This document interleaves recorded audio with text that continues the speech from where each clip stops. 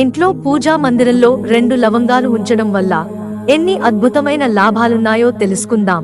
ఇంట్లో దేవుడి మందిరం ఉండే ప్రదేశం అత్యంత పవిత్రమైనది. ఇక్కడి నుంచి దైవిక శక్తి ప్రసరిస్తుంది. దీనివల్ల ఇంట్లో శుభం జరుగుతుంది. అందువల్ల పూజా గదిని క్రమం తప్పకుండా శుభ్రం చేయాలి. పూజా గృహంలో శుభం కోసం గంగాజలం, నెమలి ఈకలు, శంఖం, కొబ్బరికాయ సహా కొన్ని వస్తువులు ఉంచుతారు. పూజా గృహంలో ఈ వస్తువులు ఉంచడం శుభప్రదంగా ఉంటుంది. వీటిలో లవంగాల జత ఒకటి.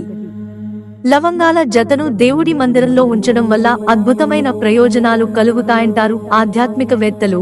పూజా గృహంలో లవంగాల జత ఉంచడం వల్ల సానుకూల శక్తి ప్రసరిస్తుంది. ఎందుకంటే లవంగాన్ని సానుకూల శక్తికి చిహ్నంగా భావిస్తారు.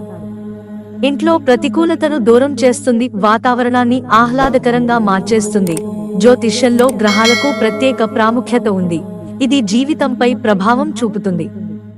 లవంగం జ్యోతిష్యంలో శని, శుక్ర గ్రహానికి సంబంధించినదిగా చెబుతారు.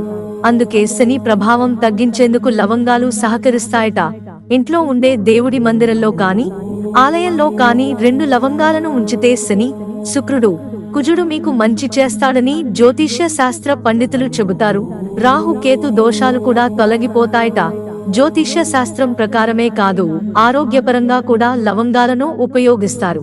ఆయుర్వేద మందుల తయారీలో వీటికి చాలా ప్రాముఖ్యత ఉంది. మిత్రులారా, ఛానల్ సబ్స్క్రైబ్ చేసుకోవడం మర్చిపోకండి. ధన్యవాదాలు.